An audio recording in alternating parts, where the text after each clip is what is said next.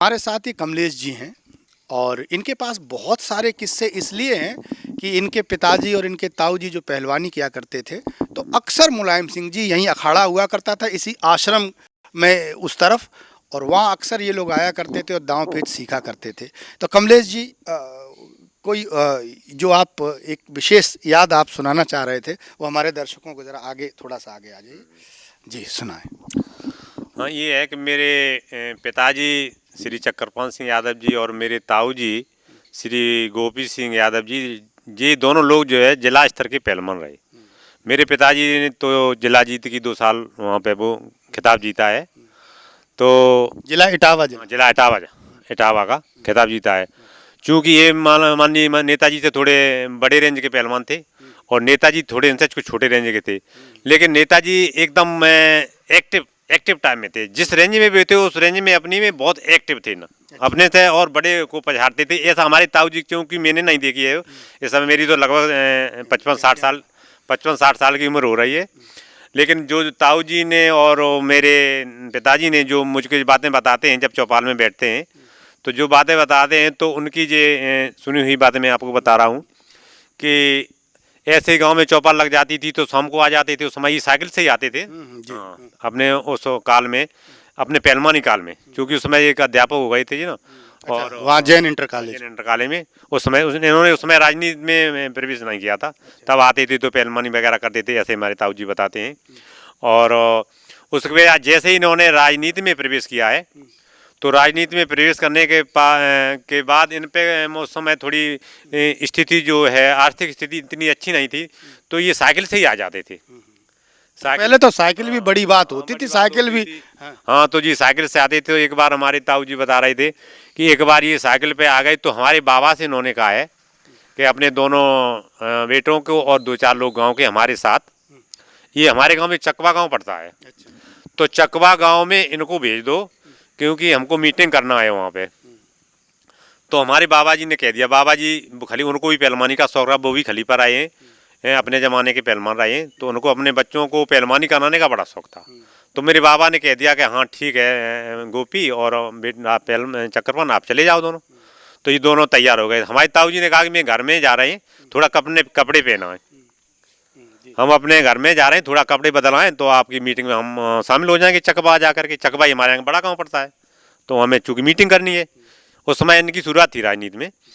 तो जैसे ही हमारे ताऊ जी घर में गए कपड़ा पहनने के लिए, तो थोड़ा हमारी जो दादी थी, तो जो मेरी थोड़ी दादी थी, तो दादी ने कहा कि ऐसा है बेटा गोपी कि आप उस मीटिंग में जा रहे हैं तो थोड़ा जो है खाना खा के जाइए।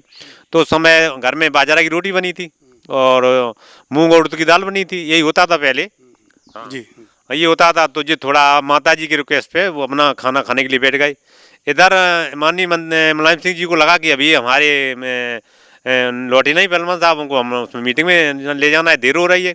तो तुरंत वो घर में घुस गए। तो जब उन्होंने देखा तो ये बाजरा की रोटी खा रहे हो, दाल खा रहे, तो उन्होंने कहा क्यों पहलवान भाई आप तो चुपचाप ही खा रहे हो उसको। हाँ, तो उन्होंने कहा आओ आओ। फिर हमारी दादी से उन्होंने कहा है, हमारे दाऊ जी ने, कि भाई ऐसा है कि उनको तो भी इनके माठ साहब, उनसे माठ साहब कह रहे थे उस समय कि माठ साहब के लिए थोड़ा खाना पच ले आओ। तो जब मेरी दादी मतलब उनके लिए वो बाजरा की रोटी घी में चुपड़ के और वो दाल ले आई, मूंग और उड़द की दाल मिल गई। तो उस समय उनका नाम माठ साहब था, तो माठ साहब ने उन्होंने खाया। खाने के बाद फिर उन्होंने चकवा मीटिंग की। हमारे ताऊ गए थे और हमारे पिताजी सारे लोग गए वहाँ चकवा मीटिंग की। वहाँ पे मीटिंग करने के बाद फिर लौट आए। धीरे धीरे उनका थोड़ा कद ऊंचा हुआ, फिर वे कोऑपरेटिव मिनिस्टर बने, फिर मुख्यमंत्री बने। जब भी मेरे ताऊ जी को जैसे मिलते थे तो वो याद पहले दिलाते थे कि बताइए बाजरा की। तो वो याद उन्हें दिलाते थे कि बताइए पहलवान, वो तुम्हारे यहाँ अभी बाजरा का होना कम हो गया है और अब बुकाना उर्द मूंग नहीं होती है। कि उन्होंने कि नहीं नहीं नहीं, आप वो खाने के नहीं होती होती, तो फिर आप मुझको क्यों नहीं वो खाने के लिए बुला रहे हो? अब कि नहीं नहीं साहब, आप तो बड़े आदमी हो गए, कहाँ वो आप कहाँ बाजार की रोटी की, नहीं नहीं नहीं हम वो मतलब पुराना समय नहीं भूलेंगे। नेताजी ने ये कहा कि वो पुराना समय में नहीं भूलेंगे, वो तो हमारे जो आप शुरू से साथी रहे, वो हमेशा मरते दम तक मेरे पुराने उसी हिसाब से रहोगे। उन्हें कहा ये भेदभाव नहीं हो कि आप छोटे स्तर में रह गए, हम एक बार मुख्यमंत्री बन जाऊँ। तो उसी सरलता से जब भी वो मिलते थे हमारे ताऊ जी को, उसी सरलता से मिलते थे। एक बार वो बीमार हो गए तो वे खुद उन्होंने अपना आदमी भेजा। जब उनको पता चला एक बार मेरे ताऊ जी बीमार पड़े हैं, तो खुद माननीय नेताजी ने जो है अपना, जैसे उनको पता चला, एक आदमी को भेजा कि उन पहलवानों को लेवाला, उनका हम इलाज करवाएंगे लखनऊ। तो थोड़ा उन्होंने हमारे ताऊ जी ने उस बात को अन्यथा लिया कि चलो ऐसे होता रहता है। जब वो 8-10 दिन तक नहीं उनसे मिले लखनऊ के, तो दोबारा उन्होंने फिर एक दूसरे आदमी को भेजा और अपनी गाड़ी भेजी। तब वो खुद वो गाड़ी में हमारे ताऊ जी को बैठा के लखनऊ ले गए। उन्होंने वहाँ संजय गांधी पीजीआई में उनका इलाज कराया और आज वो बिल्कुल स्वस्थ हैं अभी, और नेताजी से 2-4 साल बड़े ही हैं उम्र में। तो आज जब जैसे ही उन्होंने नेताजी की ये घटना सुनी है, हाँ, उनकी न रहने की, जब उनके निधन की घटना सुनी है, तो हमारे पिताजी और ताऊ जी एकदम रो पड़े, बेचारा उनके आंसू आ गए और इतने अब वे भावुक हो गए। मैं सामने ही बैठे हैं हमारे सामने, लेकिन वो कुछ कहने के लायक नहीं है, क्योंकि इतने भावुक हो गए हैं कि उनकी जब पुरानी याददाश्त, मतलब वे सोचते, उनकी याद करते हैं तो उनका गला रुक गया।